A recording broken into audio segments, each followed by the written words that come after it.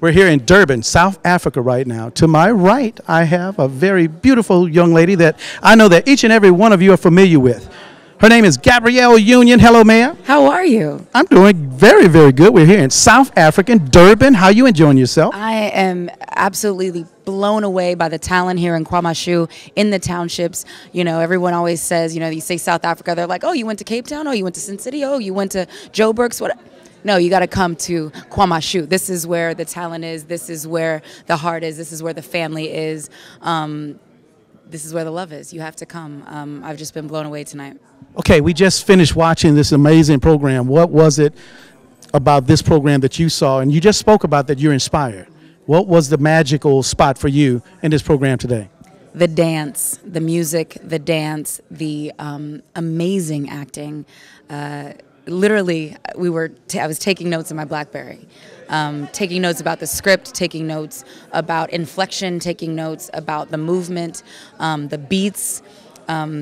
It literally blew me away and inspired me. And I said on the stage, tonight I was a student, and they were the teachers, and they taught me a master class tonight.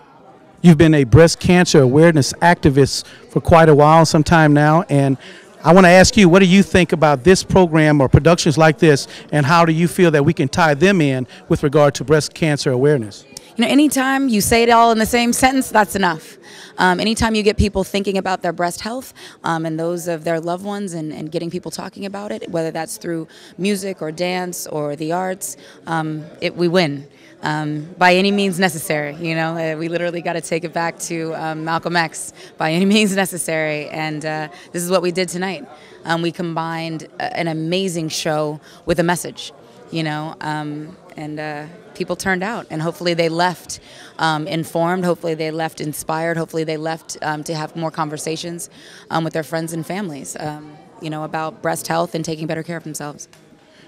With regard to your initiative, the trail that you've been on, what has been your motivation?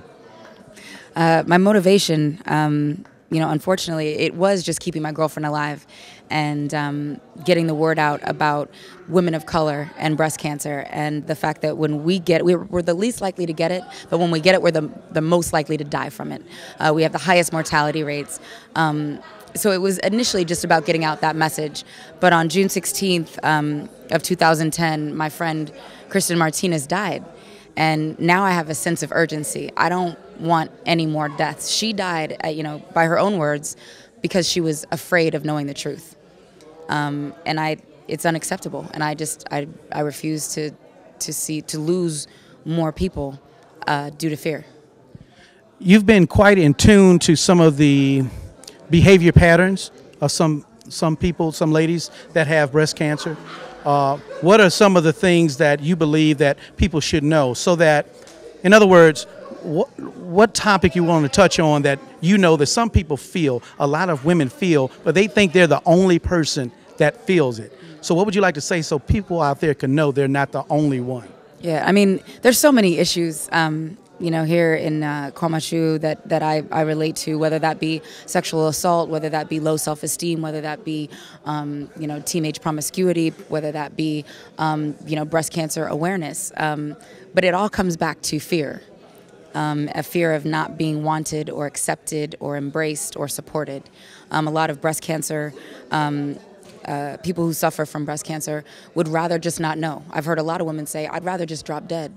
My man will leave me, I'm going to lose my hair, my breasts, who's going to love me? And I always say, those are strong words, but I think most of your friends and family would rather you say them without your hair or your breasts, or even out that low-rent man who was going to leave you anyway, but still be here and be a part of the family, than talk about it with a beautiful, corpse at your funeral. So we can't let fear of judgment, of reprisal, of abandonment stop us from being our best selves and stop us from being our healthiest selves. Your friends and family will appreciate you more here than, talking about you at your gravesite. You are loved and adored so much on this entire continent.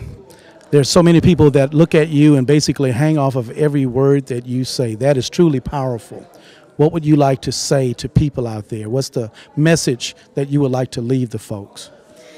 That no matter where, if I'm in Cleveland, Detroit, Brooklyn, Kwamashu, Accra, Cairo, people of color, we're the same. It's not something magical is happening in the States. It's not happening here. The same issues that we face in the States are the same issues that we are facing here and in Asia and in the Middle East. And the evil powers that are working against us want us to stay separate. And in order to save ourselves and humanity, we have to come together. We are so much closer and so much more similar than we are different. And to embrace those similarities and stay a family. Together, we're strong. Separate, we're gone. This is your first time, your first experience working with Damon Baptiste, correct? Yes. What was your experience like the first time? What can you articulate for me, please? My first time with Mr. Nolans, this whole New Orleans crew, has been an awesome blessing. You know, my last experience in New Orleans was with my ex-husband. So, you know, there's always that, how is this going to go? Another New Orleans guy, how's this going to go? Am I going to end up broke?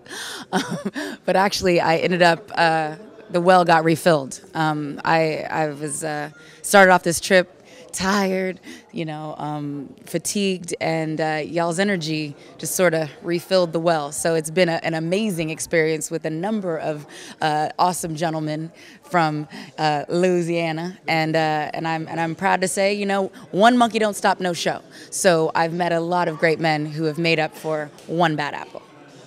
What can the entire world expect from Gabrielle Union? What do we have to look for?